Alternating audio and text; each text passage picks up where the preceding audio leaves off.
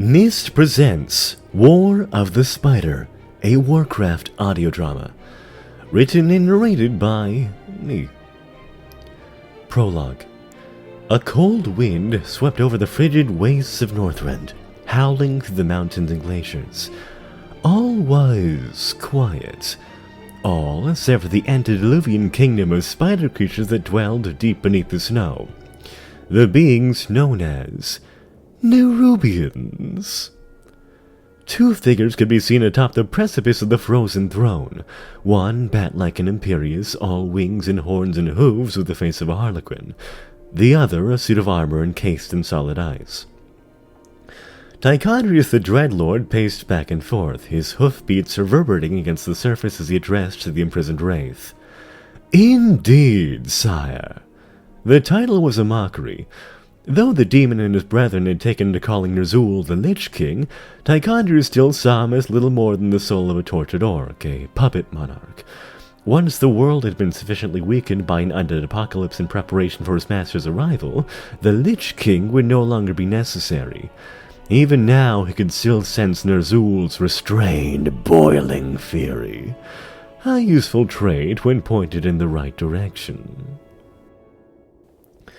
Curiously, they seem to have evolved from the Akir, creatures born from the primordial muck of the old gods.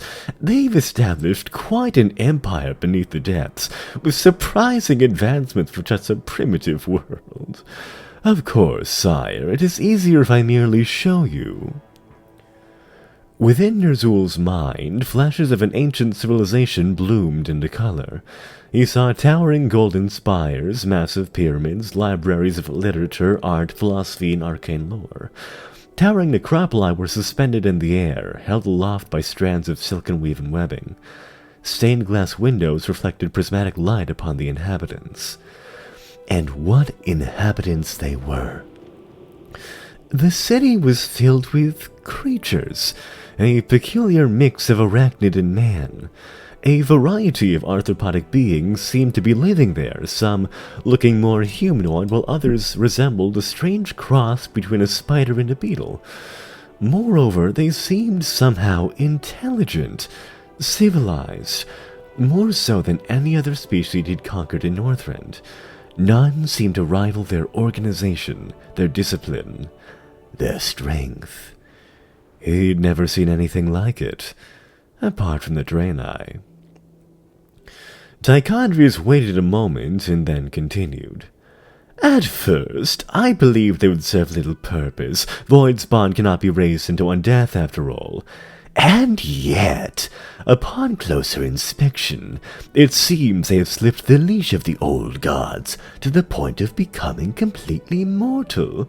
The Void losing control over its own creations. A fascinating prospect, really. And, most importantly, it means they can be raised to serve us in the Scourge. Azjol remained quiet. Of course, seeing as they seem to be the only power on Northrend to rival the Scourge, I shall have to manipulate their governance, offer temptations of ambition and power. I've already begun to inject their food supplies with the plague of undeath and replaced one of their leaders. You shall exercise your psychic dominance, and this invasion will be over by the end of the month. Tychondrius waited another moment, his wings moving idly in the cold northern wind. The Lich King was silent. Then, with a voice like the breaking of ice, he said, "Proceed." Chapter 1. Far below, deep within the depths of Northrend, the empire of Azjol-Nerub was radiant. They had little use for sunlight. Nerubians made their own light. The empire's capital stood in an expansive cavern, a dark chasm that held unfathomable architectural splendors. The city itself danced with activity. They carved sculptures, weaved textiles, the marketplaces and bazaars in endless cacophony of chittering. There was an ever-present ringing of construction at the central ziggurat. Bioluminescent mushrooms and crystals illuminated the web bridges yawning across the vast expanse, travelers skittering omnidirectionally across the pathways. Along with a general symphony of comfortable insectoid sounds that suggested a vast number of arthropodic beings simply going about their lives. Anubricon listened to this on the terrace of the Grand Archives, eyes peacefully shut. He had 6 of them, along with a chitinous carapace of royal blue gold, gossamer wings, and a body resembling a scarab beetle. His people came in a variety of shapes. Infinite diversity, infinite combinations. Nerubians had a great deal of genetic variance, especially between their castes. As a spider lord, Anubricon towered over most humanoids and even most other Nerubians. He'd also been born with the gift of incredible hearing. He heard someone skittering towards him. 4 legs, soft footsteps. Ah, Vizier Azjol-Nerub, it's been some time. Commander Anubricon, not long enough. Do forgive me for interrupting whatever it is you're doing here. The Spider Lord rumbled in amusement. Azjol-Nerub had many viziers at varying levels of civic authority. This one had a special interest in the sciences, the weaving of magic, and him. Meditation. Rather useful for organizing my thoughts.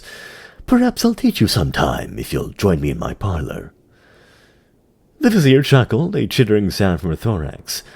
I'm afraid I've been far too busy, which is what I hope to speak to you about. Do you recall the plagued food shipments?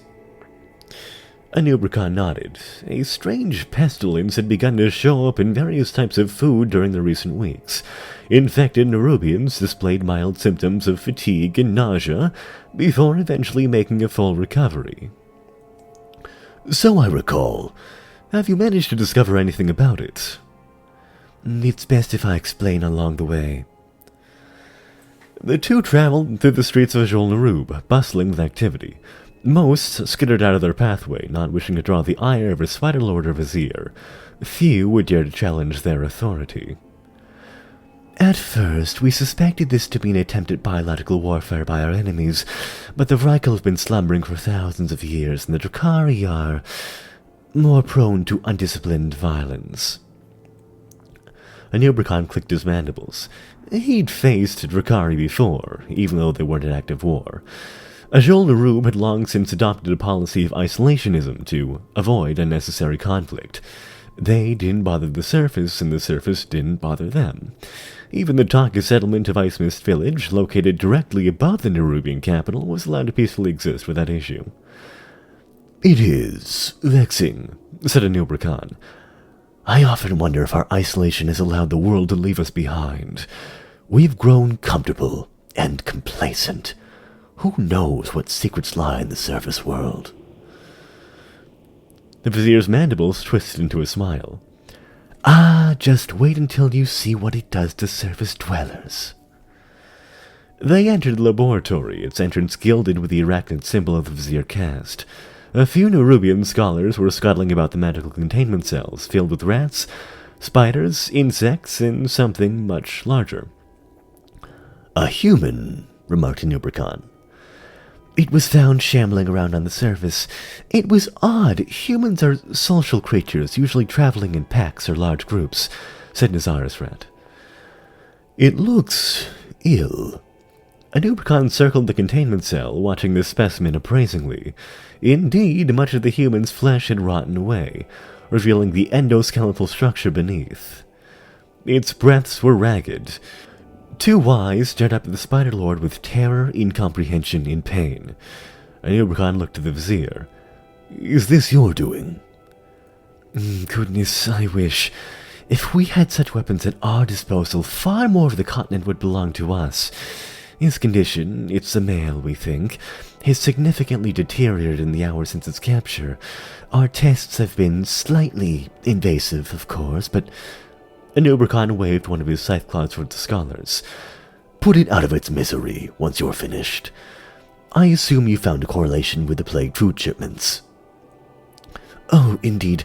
We've been able to replicate the symptoms on smaller test subjects, but, of course, more sapient specimens would be preferable. Nerubian nodded. I will ensure the scholar caste has everything it should require, and I will speak to King Anubricon personally on your behalf. We have become complacent in our isolation. I fear our ignorance of the surface will cost us gravely if we do not act. Nazareth looked at him inquisitively for a moment, and then bowed her head. You are too kind, Anubrakan, though I fear Sir Ixit has already beaten you to the task. Chapter 2. When Anubrakan entered the throne room's antechamber, he was immediately hit with a wave of agitated pheromones from within. It appeared as though they'd already been having a heated discussion. He took a moment to mentally prepare himself before entering. And that, sire, is why we cannot suffer to listen to such alarmist ramblings. The affairs of the surface world have never concerned us before. Why worry about something that isn't going to happen? Anubrakan recognized the bronze carapace of Spider-Lord Varuzarak as the speaker. It is not alarmist if it is a fact. Are you so blind that you cannot see we are clearly being compromised? Something evidently wishes to destroy us. Perhaps we are even being undermined from within. Another speaker, Sir Ixit, one of the Vizier caste's younger and brighter minds. Perhaps. Anubarak, king of the Nerubian Empire, looked rather fed up with the arguing of his council. I concur that the severity of this matter cannot be understated, though, Ixit, I would advise that you refrain from making insinuations towards others within this court. Ah, Commander. Anubrakan's entrance seemed to come as a welcome relief as he saw the king's jeweled carapace visibly relax upon his arrival. The Spider-Lord lowered himself in brief prostration. My king, Elder Naddox informs me that you've been apprised of the situation. I would like to hear your thoughts. Anubrakan paused for a few moments, his multitude of eyes cresting across the chamber. Sir Ixit was standing near his mentor, Elder Naddox. His heartbeat was rapid, agitated, passionate. Varuzarak across the room seemed oddly calm and collected. The king's heartbeat, of course, thundered above all others. He clicked his mandibles and spoke. Well, it is evident we are being assailed by an enemy we have never faced before. Perhaps even the rest of the continent is being assailed as well. Though this plague has had little effect upon us, it is clearly capable of twisting humans into unthinking monsters. Varuzarak interjected. Truthfully, sire, I find the idea of a human that thinks offensive. Sir Ixit's riposte was laced with venom. If you are so intent on sabotaging the integrity of this council, my lord, perhaps you should flee to some sunny isle and leave this meeting to those who truly care about the Empire.